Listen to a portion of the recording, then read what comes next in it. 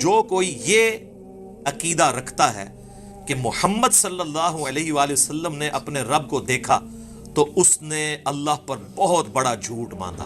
کہ نبی علیہ السلام نے فرمایا کہ اللہ کا اپنی مخلوق سے جو پردہ ہے وہ نور کا پردہ ہے، اگر وہ نور کا پردہ ہٹ جائے تو مخلوق تباہ و برباد ہو جائے، تجلی کی تاب نہیں لا سکتی.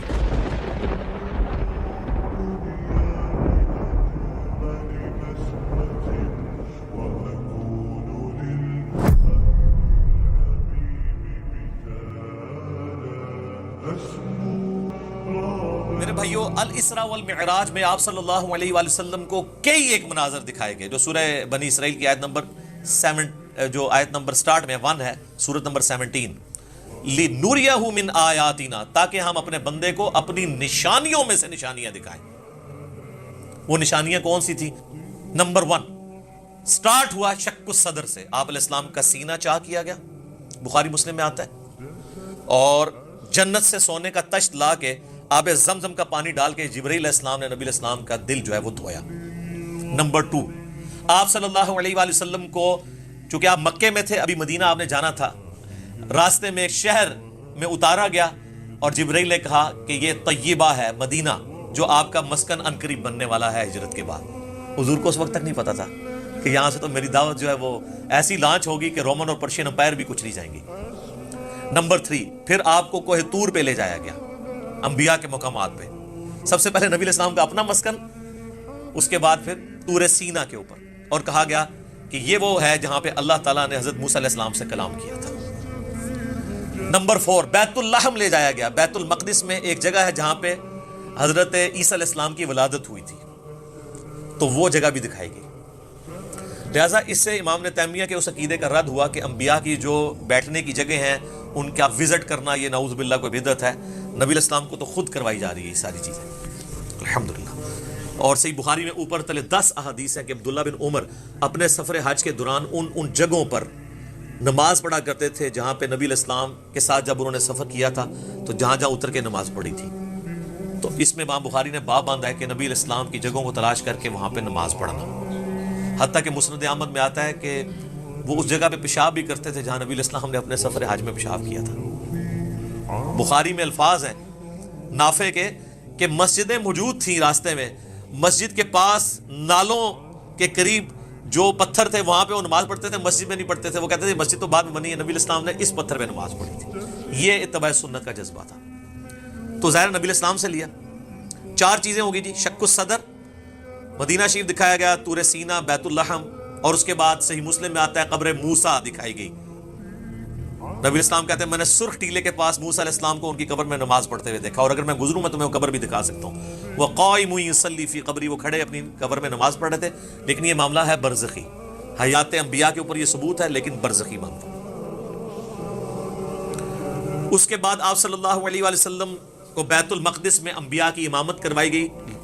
1 لاکھ کے قریب پیغمبروں کو جمع کیا گیا اور جبرائیل علیہ السلام نے کہا کہ آپ ان کی امامت کروائیں. یہ صحیح مسلم میں آتا ہے. اچھا، پھر دجال دکھایا گیا، یہ بھی آتا ہے بخاری مسلم میں، دجال بھی دکھایا گیا. پھر آپ علیہ السلام کو آسمانوں کی سیر کروائی گئی. پہلے آسمان پہ آدم علیہ السلام سے ملاقات ہوئی، دوسرے پہ حضرت یحییٰ اور عیسیٰ سے، تیسرے پہ یوسف علیہ السلام سے، چوتھے پہ ادریس علیہ السلام سے، 5ویں پہ ہارون علیہ السلام سے، 6 پہ موسیٰ علیہ السلام سے، اور 7ویں پہ ہمارے جد امجد سیدنا ابراہیم خلیل اللہ علی نبینا علیہ الصلوۃ والسلام سے ملاقات ہوئی. اس کے بعد آپ علیہ السلام کو جنت اور دوزخ بھی دکھائی گئی. ٹائم میں ٹریول کروا کے جو مستقبل کا وقت تھا وہ پہلے دکھا دیا گیا. لوگ کہتے ہیں ابھی تو لوگ دوزخ اور جنت میں پہنچے نہیں، تو حضور نے کیا دیکھا؟ بھئی اللہ نے وقت. اور آپ یہ دیکھ لیں یہ سب کچھ منظر کتنے زمانے میں طے ہوا ہوگا، لیکن ایک رات میں سب کچھ ہو گیا. صرف بیت المقدس اور خانہ کعبے کے درمیان جو فاصلہ ہے اس زمانے میں 40 دن کی مسافت تھی، وہی نہیں طے ہو سکتی تھی. اللہ اکبر. اسی لیے تو وہ آتا ہے نا المعجم الکبیر طبرانی کے اندر، اور دلائل النبوہ امام بیہقی کی کتاب کے اندر، اور کئی کتابوں کے اندر، کہ لوگوں نے آ کے حضرت ابوبکر کو کہا نا کہ تمہارا ساتھی تو یہ کہہ رہا ہے کافروں نے چھیڑنے کے لیے، اور انہوں نے کہا اگر وہ کہہ رہے ہیں تو میں تصدیق کرتا ہوں. تو اسی پر آپ کا لقب صدیق رکھا گیا کہ آپ علیہ السلام کی تصدیق کرنے والے. اس کے بعد بیت المعمور دکھایا گیا، بخاری مسلم میں آتا ہے ساتویں آسمان کے اوپر اسی خانہ کعبہ کی سیدھ میں ایک گھر ہے جس کا طواف فرشتے کرتے ہیں، بیت المعمور، وہ دکھایا گیا، اور سب سے بڑھ کے آپ کو سدرۃ المنتہا تک لے جایا گیا۔ یہ آخری حد ہے، زمین سے جتنی مخلوقات ہیں یا فرشتے ہیں وہ بھی سدرۃ المنتہا سے آگے نہیں جا سکتے۔ اس کا نام ہی ہے انتہا، مخلوق کی انتہا ہے۔ باقی لوگوں نے آگے کہانیاں بنا لی ہیں کہ جی نبی علیہ السلام سدرۃ المنتہا سے بھی آگے چلے گئے، بالکل جھوٹ ہے، یہ آپ کی انتہا تھی۔ اور آگے پتہ نہیں کیا کیا کہانیاں بنائی ہیں، کہتے ہیں عرش پہ جوتیوں سمیت چلے گئے۔ یہ تو اتنا بڑا جھوٹ ہے کہ احکام شریعت میں احمد صاحب بریلوی صاحب نے لکھا ہے کہ یہ جو معرج النبوہ کتاب جس میں یہ باتیں لکھی ہیں، یہ ہے تو سنی عالم ہے لیکن ہر طرح کی جھوٹی سچی روایتیں لکھ دیتا ہے۔ یہ محض باطل بات ہے کہ نبی علیہ السلام اپنی مبارک جوتیوں کے ساتھ عرش پہ گئے ہیں، یہ اعلیٰ حضرت نے لکھا ہے کہ یہ جھوٹی بات ہے، تو عرش پہ جانے والی کوئی بات نہیں ہے۔ ہاں قصے کہانیوں میں آپ مزے لے لے کے بیان کریں، اور جب ہم پوچھتے ہیں کہاں لکھا ہے وہ کہتے ہیں سعدی شیرازی کے شعر نہیں آپ نے پڑھے، مولانا روم کے شعر نہیں پڑھے۔ ہم کہتے ہیں میرے بھائی ہم تو آپ کو چیخ چیخ کے یہی تو کہہ رہے ہیں کیا کہ مرنے سے پہلے ہے مسلمان، کر لے اس پہ غور۔ کتابوں کا خدا اور ہے، بابوں کا خدا اور، کتاب میں سے کوئی نکالے نا بات جہاں پہ لکھا ہو۔ وہ پھر ڈاکٹر صاحب تو آپ کو پتہ ہے طاہر القادری صاحب تو وہ کہتے ہیں کہ وہ دروازہ کھولا حضور نے حضور کے لیے، پھر کہا کہ آپ اندر آ جائیں، حریم ناز میں آ جا، وہ پتہ نہیں کیا عشق مشوقی کا انہوں نے ایک، اور بلکہ وہ بغل گیر پتہ نہیں کیا کچھ انہوں نے کیا ہے۔ اور طارق جمیل صاحب نے بھی اسی سے ملتی جلتی باتیں کی ہیں، وہ قاب قوسین او ادنیٰ وہ پوری کر کے بتاتے ہیں، انشاءاللہ اینڈ پہ ڈسکس کرتا ہوں۔ تو میرے بھائی یہ کتابوں کی بات ہو رہی ہے، اور سدرۃ المنتہا ہی پہ اللہ تعالیٰ کی ملاقات ہوئی اپنے محبوب علیہ السلام کے ساتھ، اور سورۃ النجم میں اس کا ذکر ہے، وہاں پہ اللہ تعالیٰ نے وحی بھی کی آپ علیہ السلام کو۔ صحیح مسلم میں آتا ہے کہ 3 چیزیں آپ کو وہیں پہ عطا ہوئی۔ نمبر 1 5 نمازیں، وہ ڈیٹیل بخاری مسلم میں آتی ہے کہ 50 تھی، کم ہوتے ہوئے موسیٰ علیہ السلام کے پاس جب وہ آتے تھے نا چھٹے آسمان کے اوپر تو کہتے تھے حضرت زیادہ ہے کام کروائیں، ایک پھیرے ہی بس اور لگنا تھی، وہ کون نہیں لگا، ورنہ وہ 5 کام ہوتے 5 تک رہ گئی۔ پھر اس میں الفاظ ہے بخاری مسلم میں، اللہ نے کہا کہ میرا قول بھی نہیں بدلے گا، تمہاری امت پڑے گی 5۔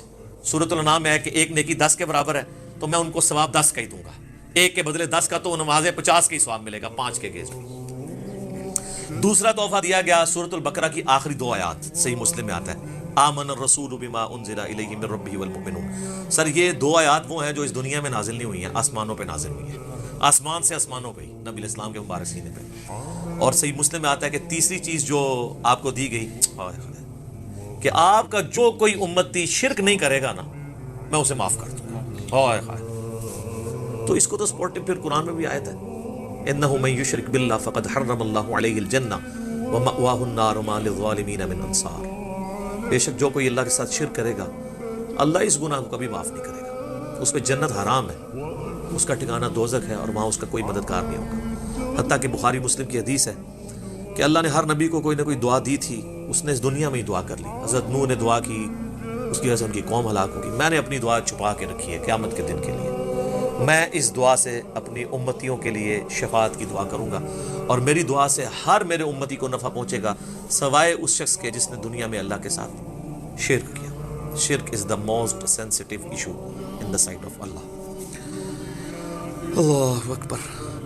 تو یہ 3 گفٹ آپ علیہ السلام کو ملے، 5 نمازیں، سورۃ البقرہ کی آخری 2 آیات، اور جو شرک نہیں کرے گا اس کی مغفرت۔ الاسراء والمعراج میں جو معراج والا پورشن ہے اس میں سب سے زیادہ کنٹروورشل چیز جو آپ نے سوال میں بھی کی وہ ہے نبی علیہ السلام نے کیا شب معراج اللہ تعالیٰ کو دیکھا تھا یا نہیں۔ اب اس کا جواب ہاں یا نہ میں دینا تو بہت بڑی آزمائش ہے مسلمانوں کے لیے، جب تک کہ آپ پورا مقدمہ ان کو نہیں سمجھاتے کہ نبی علیہ السلام نے فرمایا کہ اللہ کا اپنی مخلوق سے جو پردہ ہے وہ نور کا پردہ ہے، اگر وہ نور کا پردہ ہٹ جائے تو مخلوق تباہ و برباد ہو جائے، تجلی کی تاب نہیں لا سکتی۔ تو وہ جو آیا مسلم میں کہ میں نے نور دیکھا تھا، تو وہ کیا تھا؟ اللہ اور محمد رسول اللہ کے درمیان وہ پردہ تھا، کیونکہ اگلی حدیثوں میں آتا ہے کہ نور وہ پردہ ہے، ورنہ تو کہتے ہیں میں نے اللہ کا نور دیکھا، کہا میں نے ایک نور دیکھا تھا۔ اور 443 میں کیا آیا کہ میں اسے کیسے دیکھ سکتا ہوں، وہ تو نور ہے۔ اس کا اپنا نور نہیں دیکھا، پردے والا نور دیکھا، وہ ہٹ جائے تو مخلوق تباہ و برباد ہو جائے۔ بالکل کلیئر کٹ ہے۔ اچھا یہ تو ہوگی وہ والی دوسری والی رائے اور اس کی ایکسپلینیشن۔ اب اینڈ پہ میں آپ کو اپنی اماں کی رائے بتاتا ہوں جو آپ کو ہضم نہیں ہونی کبھی بھی۔ سر اماں نے جو کیا ہے نا اس امت کے ساتھ احسان، اور صوفیوں کے ساتھ ان کے سارے عقیدوں کو پیسیفک اوشن میں پھینک دیا. بخاری اور مسلم دونوں میں حدیث ہے. اما عائشہ تو انس ابن مالک، ابن عباس، ابن مسعود، ابو ذر غفاری، ابو سعید خدری جو یہ حدیثیں بیان کر رہے ہیں، ان سب کو پیچھے چھوڑ جاتی ہیں. یہ آیات میں تو صحابہ کی آراء ہے نا، اور اما خود کہہ رہی ہیں کہ ان آیتوں کے بارے میں وہ پہلی امتی ہوں جنہوں نے رسول اللہ سے ڈائریکٹ ان آیات کی تفسیر پوچھی ہوئی ہے. تو اب پیچھے کوئی چیز رہ جاتی ہے؟ تو سر مرنے سے پہلے اے مسلمان کر لے اس پہ غور. کتابوں کا خدا اور ہے، بابوں کا خدا اور. تو سر یہ صحیح بخاری شریف انٹرنیشنل نمبر 4855، اور سر یہ صحیح مسلم شریف انٹرنیشنل نمبر 439 میں اما عائشہ کی ڈیٹیل حدیث ہے. اما عائشہ کے 5 عقیدے میرا ایک کلپ پہلے کا چڑھا ہوا ہے. اس میں اما عائشہ نے جو عقائد بیان کی ہیں وہ متقاضی ہے کہ میں ورڈ بائی ورڈ وہ حدیث بیان کروں، اور اس کے بعد قلم ٹوٹ جاتا ہے. اس پہ میں اس کو کنکلوڈ کرتا ہوں. صحیح مسلم میں 439 نمبر حدیث. سر یہ مسلم شریف ہے جو پڑھی ہوئی نہیں ہے، پڑھی ہوئی بھی ہے. اس میں 439 نمبر حدیث انٹرنیشنل نمبر کے مطابق ورڈ بائی ورڈ سنیں، اور میں تو پھر اپنے سٹائل میں بیان کروں گا، ٹھیک ہے، تاکہ آپ کو مزہ بھی آئے، آپ اس زمانے میں پہنچیں. مسروق تابعی کہتے ہیں کہ میں تکیہ لگائے ہوئے سیدہ عائشہ کے پاس حجرے میں پردے میں بیٹھا ہوا تھا. اما عائشہ کی عادت تھی کہ وہ اندر ہوتی تھی تو باہر ایک مجلس لگی ہوئی ہوتی تھی، لوگ آ کے سوال آپ سے کرتے تھے، ظاہر امت کی استاد ہے. تو ایک دن اچھا اما عائشہ کا بڑا پیار تھا اس مسروق تابعی کے ساتھ، اور یہ بھی اتنا لاڈلا تھا، اس نے اپنی بیٹی کا نام بھی عائشہ رکھا ہوا تھا. یہ بڑا مشہور تابعی ہے، بخاری مسلم میں درجنوں حدیث ہے. تو کہتے ہیں کہ ایک دن میں تکیہ لگائے بیٹھا تھا تو اما نے اندر سے آواز دی اور کہا اے ابو عائشہ. یہ پیار سے بلایا، کنیت. یہ یعنی عرب میں جب کسی کو پیار سے بلانا ہوتا تھا اس کا نام نہیں لیا جاتا تھا، کنیت کے ساتھ بلایا، اے ابو عائشہ. جو بھی 3 باتوں میں سے کسی ایک کا بھی قائل ہوا اس نے اللہ پہ بہت بڑا جھوٹ باندھا. اب سر نبی کی بیوی، امت کی ماں، ایک اپنے سٹوڈنٹ کو دین سکھا رہی ہیں، پوچھنے پہ نہیں خود سے بتا رہی ہے کہ میرے پاس بنیادی عقائد ہے، تم لے لو. اب وہ مسروق تابعی کہتے ہیں میں تکیہ لگا کے بیٹھا ہوا تھا تو میں سیدھا ہو گیا کہ کون سی 3 باتیں ہیں جو اللہ کے اوپر کوئی باندھ دے تو وہ جھوٹا ہے، کہیں میرے اندر نہ پائی جاتی. آپ پہ تو فرق نہیں پڑتا، آپ کے آگے سے قرآن گزر جائے، بخاری گزر جائے، مسلم گزر جائے، کیوں؟ وہ آپ بابوں کے دین کے اوپر ہیں. تو اس لیے ہم آپ سے ریکویسٹ کرتے ہیں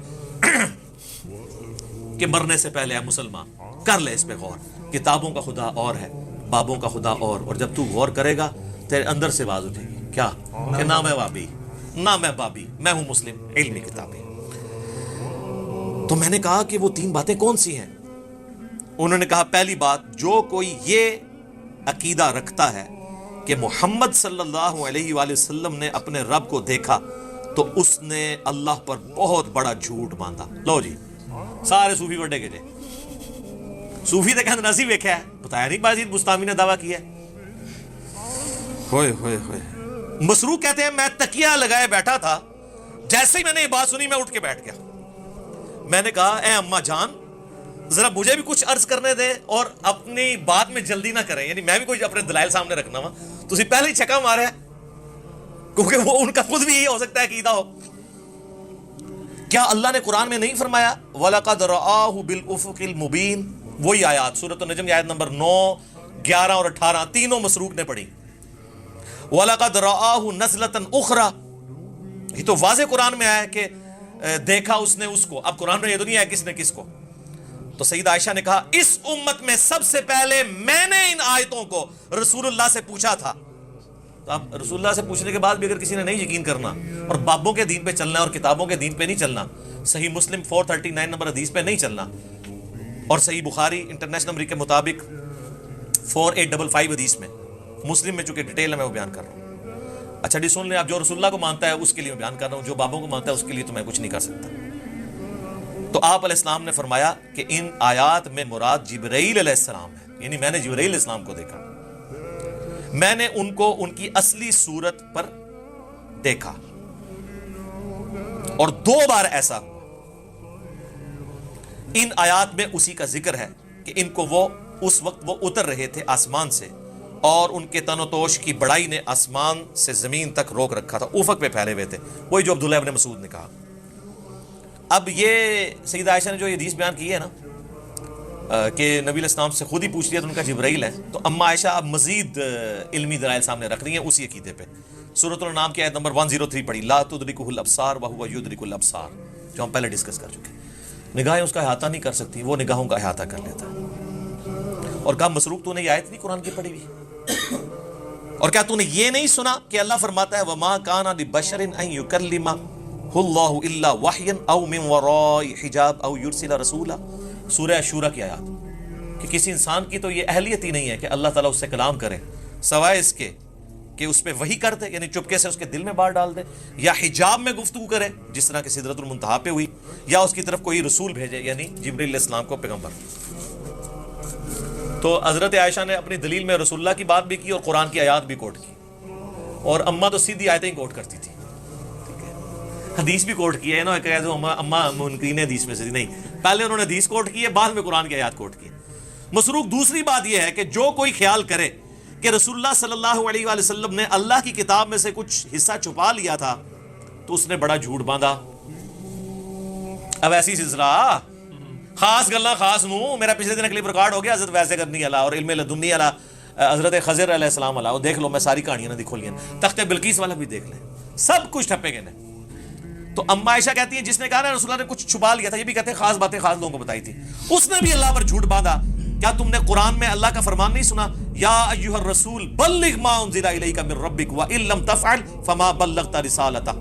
اے رسول اللہ جو آپ کی طرف نازل ہوا ہے اللہ کی طرف سے وہ اپنی امتیوں تک پہنچا دیں، اور اگر آپ نے نہ پہنچایا اس کو تو آپ نے رسالت کا حق نہیں ادا کیا. تو رسول اللہ نے سارا دین سب کو ٹرانسفر کیا. علم لدنی پہ میرا حضرت خضر علیہ السلام والا کلپ دیکھ لیں، میں نے پوری ان کی کہانیاں کھول کھول کے بیان کی ہیں بخاری مسلم سے، وہاں بھی آیت کوٹ کی تھی. اچھا، اور پھر کا مسروق تیسرا عقیدہ یہ ہے کہ جو کوئی کہے کہ رسول اللہ یہ جان لیتے تھے کہ کل کیا ہونے والا ہے، یعنی آئندہ کا حال، علم غیب، تو اس نے بھی اللہ پر جھوٹ باندھا. کیونکہ اللہ تعالیٰ قرآن میں فرماتا ہے قُلْ لَا يَعْلَمُ مَنْ فِي السَّمَاوَاتِ وَالْأَرْضِ الْغَيْبِ إِلَّا اللَّهُ. اے نبی فرما دو آسمانوں اور زمین میں غیب کو کوئی نہیں جانتا سوائے اس کے. ہاں اس کے بتانے سے اگر کوئی غیبی خبر دے وہ الگ معاملہ ہے، لیکن مطلقاً علم الغیب اس کے ساتھ خاص ہے، عالم الغیب وہ ہے. اماں نے جناب تینوں عقیدے کلیئر کرتے اور یہ بھی کہا کہ رسول اللہ صلی اللہ علیہ وآلہ وسلم سے میں نے خود تصدیق کی ہے اور پھر قرآن کی آیات بھی